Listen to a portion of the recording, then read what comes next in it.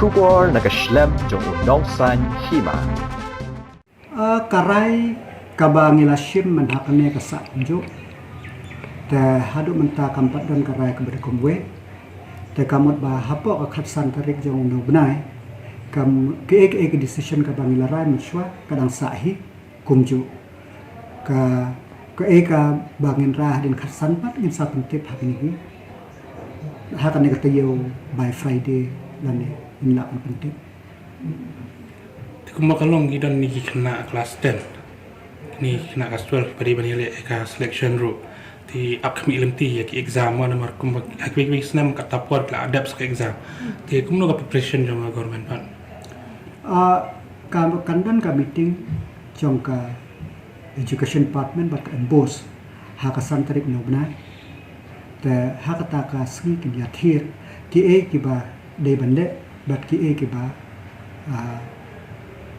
ke decision ke banshim kan san ha ka ta sgi karai hakasan ha hadin kasan tarik no benai kuma amane kan ni te ka bakum kanu karai ka ban ni ha ka ta pin sa pin tip ba te yamanta kalong ka jintip kuma amane ba kairai na menta ke school kum balang menswa ba kinde consultation kuma hadu kasan tarik kan ya itu te hadin kasan tarik pat ka notification ka bangin ni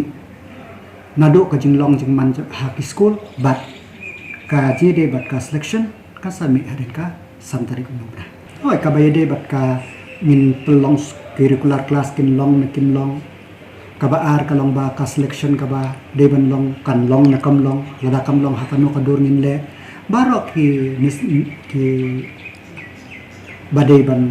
instruction di badai ngin ai hadin ka santarik kamu nak kalian ke department kila ada banyak iki views yang ki kimi ki pa kumno ne bedi bakani ko shwa ba pinchime kata karaya ka santari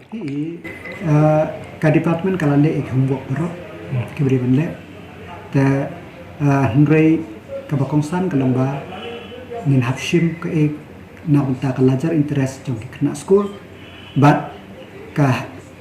hak badai ban aya ka jingna jing start but kum juru na ka banta ka jimpit jingpiang jiki hak ka khia dan pakadaw ki consultation ki layat ki labun ki diverse view dan takadaw ngin shim ya kanu no karay ka ngin shim ngikan pengin penmi hadin ka santarik unugna